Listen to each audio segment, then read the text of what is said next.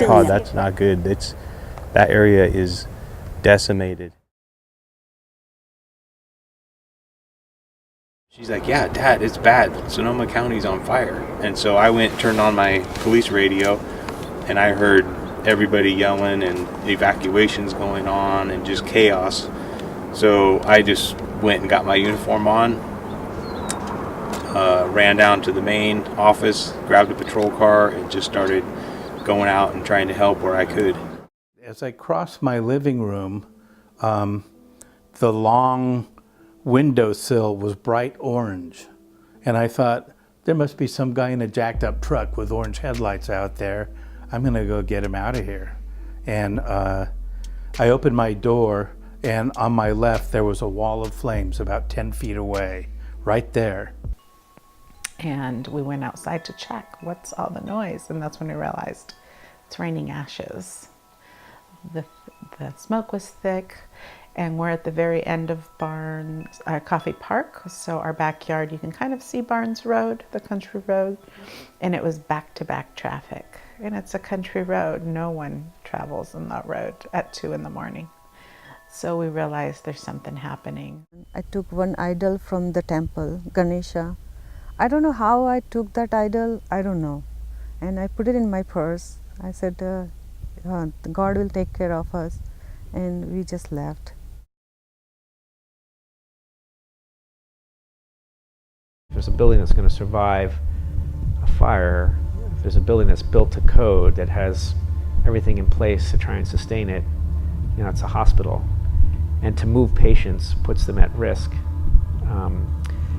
But at the same time, we were watching the fire close in, we were watching what was happening to the roads. So at 3:30, the fire team, the incident commander from the fire, came in and he said, and I'll remember these words forever, we're making a last stand. So they were using he explained they were using the last 2 rows of trailers and the dry creek bed that's right there between the Kaiser campus and Journey's End to make a last stand, that used that to try and prevent the fire. And so at that time I said, okay, it's time for us to evacuate. As we're driving down Highway 12, there's multiple cars stopped in front of us, and it turns out a tree branch had come down and was obstructing the roadway. I tell Tracy, I'm like, I gotta help. And I'm like, I wouldn't love you if you didn't. So we pull off to the side of the road. Half a dozen people had exited their vehicles. We're trying to clear the roadway because these are huge branches that are coming down that are obscuring, you know, vehicles. People are running over branches. They're getting, you know, flat tires or have to pull off the road. So we get as much of the debris out as we can. It's nothing but open fields down Highway 12 up until you get to like Oakmont. If you're stuck and there's flames on both sides of the road and then we're trapped going back like we wouldn't be, I'm like, honey, I love you, but we have to go. I get back in the car, I continue driving, and as we progress down Highway 12, I'm looking, okay, are we far enough? Only to see that on both sides of Highway 12, there continues to be spot fire here, spot fire there. We get down to Calistoga. Now, on the other side of the hill, you can see the glow from, I think it's the Nuns fire over there. And it's intense. And I'm like, you need to call your friend, because Tracy's friend lives right off Calistoga Road. And I'm thinking if it comes up and over the hill, it's going to sweep right through the middle Rincon area. So she's furiously dialing people. And I'm thinking to myself, we still need to keep going. I'm like, Kenwood is on fire. You need to get out. Get out now. Kenwood is burning. I kept saying it over and over again. Kenwood is burning. Leave. I have to say, when I got there, I just felt like getting out of the car and dancing. I just felt like, we survived. You know, it was like, that was just, I am gonna get out of here. I am gonna get out, and I'm gonna get my daughter out. I'm gonna get my dogs out. And we did. We made it. I think it was a bad couple minutes for Josh when he called and all he could hear was Sophie screaming on the other end of the phone. I think that was, I don't know what he possibly could have thought then, but that was hard. I was very glad to be alive. I am very glad to be alive.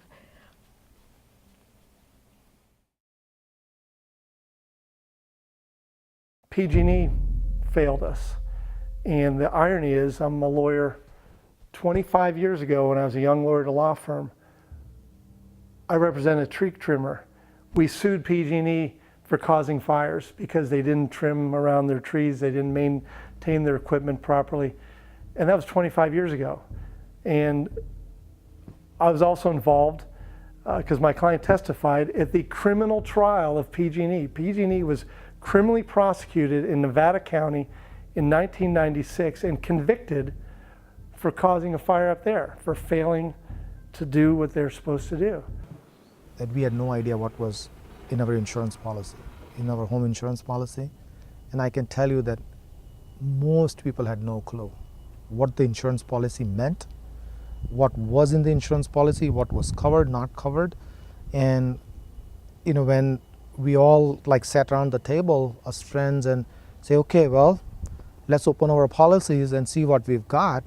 Some people were like, yay, I've got a good policy. And people like us were like, oh my God, what happened? Right? Because you would see like, oh my God, they had a house half the size and their insurance policy is double ours.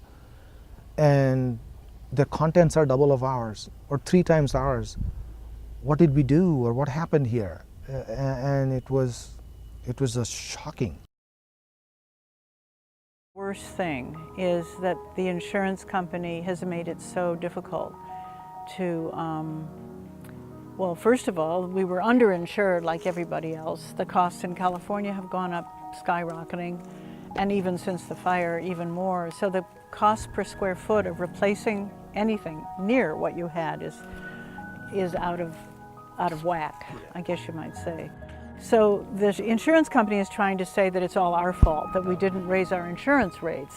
And of course, they know very well what the insurance world is like and what's happening in California. So we're trying to get at least a rebuildable amount back from them, which is a fair amount, you know.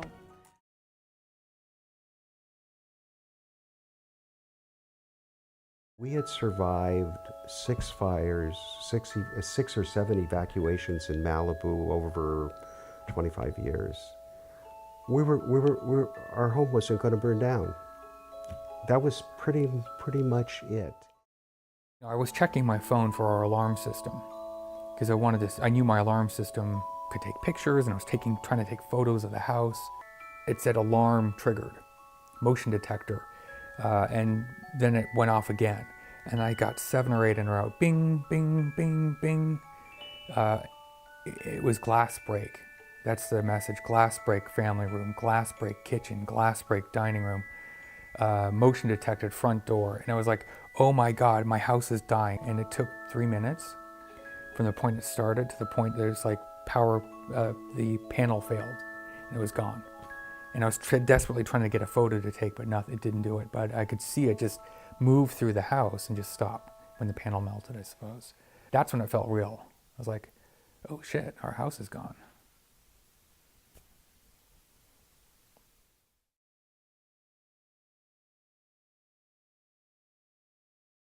Our oldest son called from Las Vegas. Gee, Dad, have you heard about the fires in Santa Rosa? And I said, no, I hadn't heard a thing because I watched the baseball playoffs and I went to bed. And he said, John, I can't get a hold of Mom.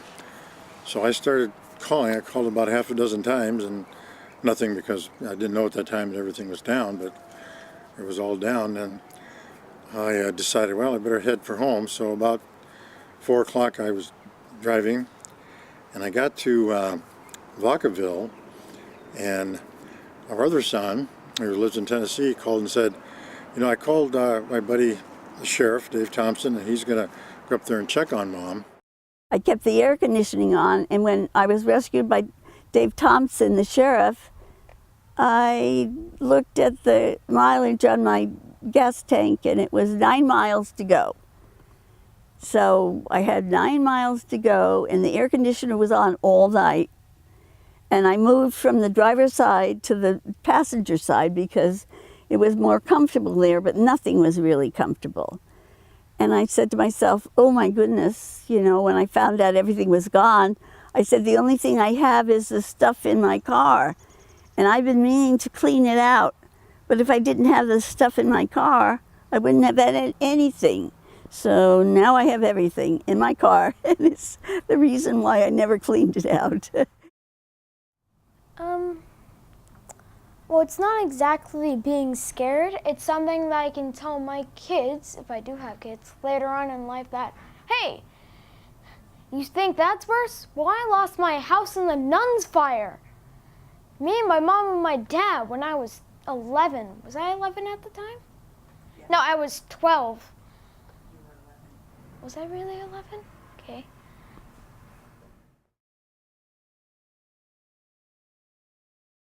The sadness, I think, of losing all that stuff, and the sadness also of the burden on Sally.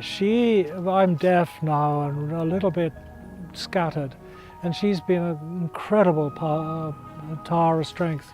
So is the community too. People have been very kind.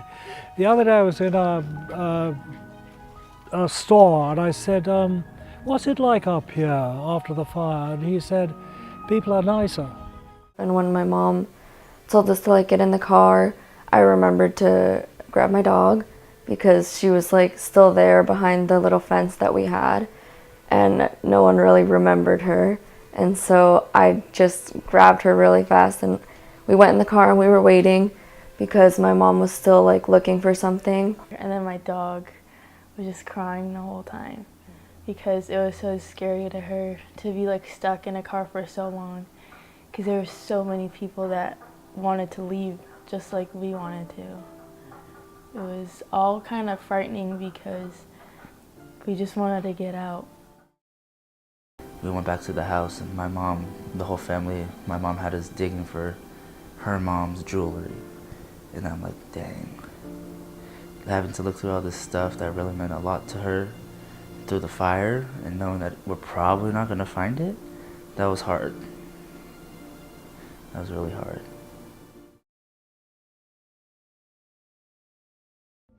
I was too naive to really know what was going to be ahead.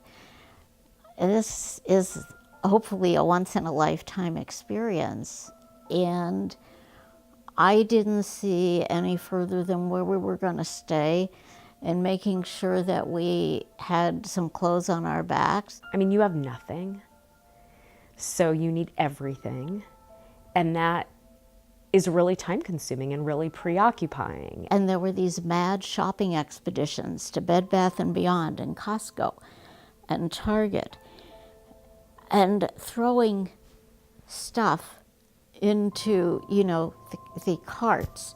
There's a lot of stuff in the beginning that's actually a really good distraction. It prevents you from sort of sitting in the corner and rocking, you know. Whatever I bought, I was gonna wear and live with. And it's really only been recently that I actually went out, because it's been 6 months, and some of what I got was like, you were grabbing stuff that looked like it would fit you. And like now we're settled, my parents are settled, we're settled. And now there's this kind of long road ahead of us of rebuilding and all of the ups and downs that come with that. And we just passed the 6-month mark, and there was a lot of information that came out about how at 6 months it can get really, really hard emotionally. And at the time, I was like, oh, that's interesting. And now I'm like deep in it. I mean, I feel like I'm in a really rough place. And we're standing by the driveway, and my son looked at the house, or where the house was, and he broke down. And at that point, I didn't have time to get emotional. My grieving process was, I guess, pretty much walking up to that plot. Because once my son reacted the way he did, my job was to comfort him and comfort everyone else and put everything else aside. Whatever was in that house, I couldn't do anything else about it. So my processing was to shut down emotionally, take care of everybody else, and then move. And that's, I've sort of been in that state for the better part of this journey. Just go. That this is not something that just goes away. It's a long process, it's a long journey. Sort of understanding that even maybe 2 years, 3 years, this may still be affecting someone, and understanding that and not judging how long it takes to sort of deal with those emotions. People who have expressed still being traumatized when they hear like sirens and things like that, or when they smell smoke. I would wish or hope that there'd be a lot more support for people, free ideally, or if not at a really reduced cost, because there's a lot of people who are still struggling with that, with the emotional part of it and how hard it was, and some people I know are still not in a house, and making sure that people that were affected are being taken care of in all aspects. If you're tied to something for so long and instantly it just goes away, you're gonna feel like in a state of shock, like it's not real. And the best thing to do at that time is just to say, it is real, but it's gonna be okay, because a lot of other people have done this in their life, and if they can get through that, then I can get through this, and I'm definitely not alone. You know, there's a whole bunch of other people that are going through the same thing.